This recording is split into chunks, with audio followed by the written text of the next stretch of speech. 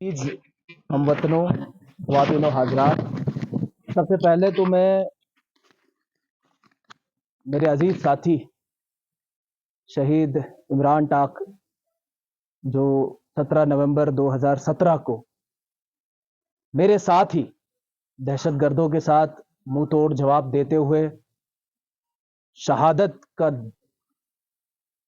जाम नोश फरमा गए और बसंतगढ़ के ही बहादुर शहीद वीडीजी मोहम्मद शरीफ साहब, इन दोनों को खराज अकीदत पेश करता हूं और ऊपर वाले से यही दुआ करता हूं कि इन्होंने जो कुर्बानियां हमारे मुल्क की सालमियत और हिफाजत के लिए दी है, उन कुर्बानियों की बुनियाद पे हमारे इलाके का मुस्तकबिल रोशन हो।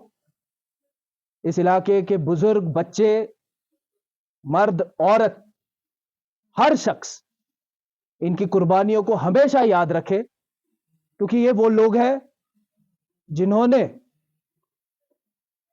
अपनी जान की परवाह किए बगैर सिर्फ और सिर्फ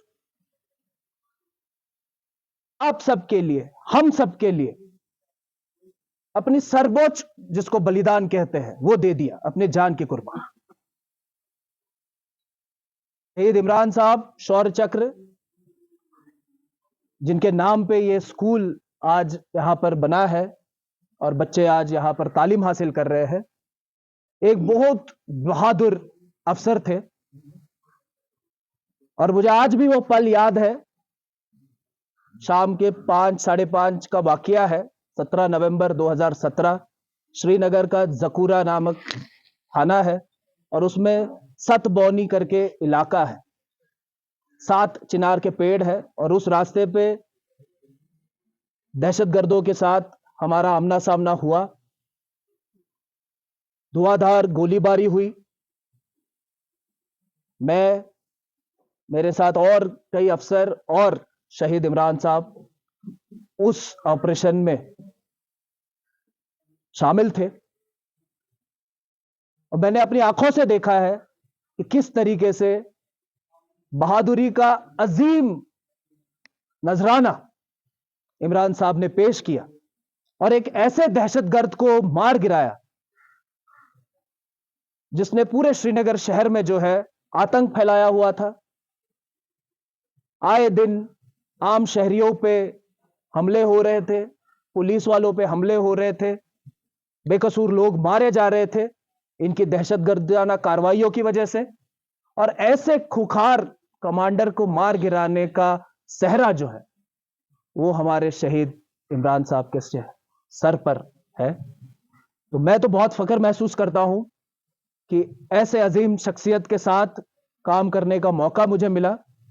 और जब उधमपुर में तैनाती हुई और सबसे पहली बार मैं जब बसंतगढ़ का दौरा करने के लिए आया, तो मुझे खुशनसीबी हासिल हुई उनके इसी रिहायशी मकान में जाकर उनके घर वालों से मिलने की।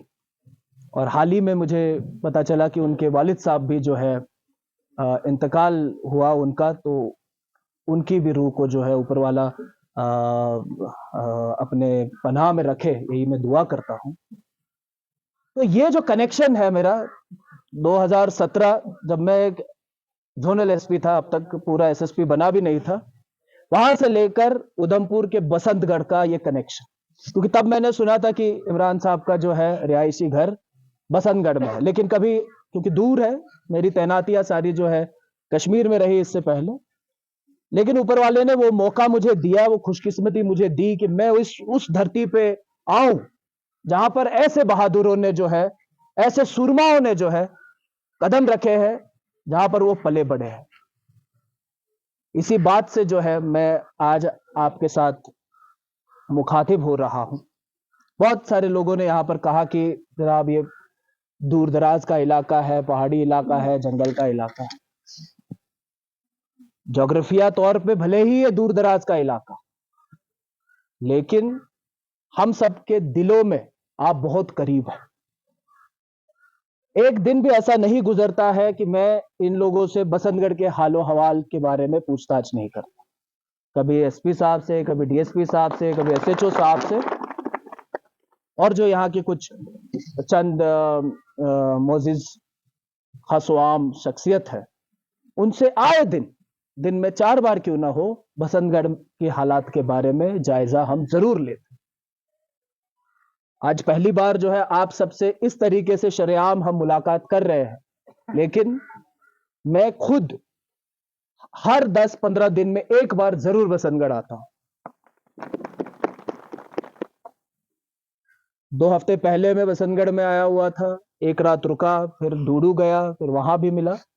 लिहाजा कहने का मकसद यह है कि बसंतगढ़ भले ही दूर हो, उधमपुर से आने में यहाँ पे 4 घंटे लगते हैं, रास्ता भी तंग है, मैं समझ सकता हूं, लेकिन आप हमारे दिल के बहुत करीब।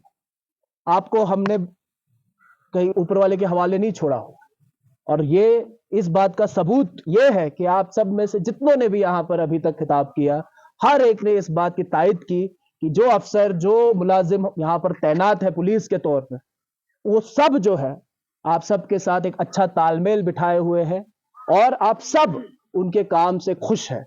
मेरे आने का जो यहां पर मकसद था वो यही था कि आपसे मैं ये राय लूं, आपसे मैं ये फीडबैक हासिल करूं कि कैसे हम पुलिस का काम और अच्छा यहां पर कर सकते हैं।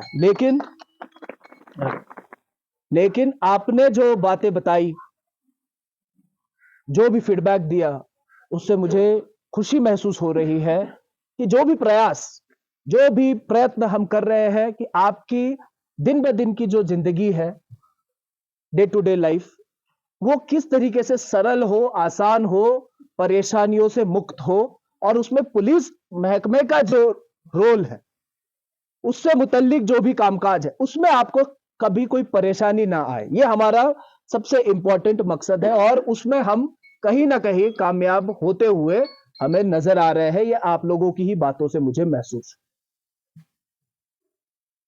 अब क्योंकि आपने हमारे काम पे सेटिस्फैक्शन जाहिर किया है, लेकिन ये खुश होकर जीत का सेहरा सर पर बांधने का मौका नहीं है। ये जो विश्वास आपने हम पर दिखाया, इससे हमारी जिम्मेदारी में और इजाफा होता है। हमारे कंधों पे जो आपकी जिम्मेदारियों का वजन है वो अब और बढ़ता है, क्योंकि अब हमने खुद ही एक मकाम हासिल किया हुआ है आपके तावन का, आपके विश्वास का। वो अब हम उस मकाम से नीचे नहीं आ सकते, उस मकाम से अब हमें और ऊपर जाना है। और इस बात को सोचते हुए एक छोटी सी कहानी मुझे याद आती है, वो अगर आपकी इजाजत हो तो मैं आप सबके साथ साझा करना चाहूं। शुक्रिया। कहानी बहुत सालों पहले की है। दूर किसी एक गांव में एक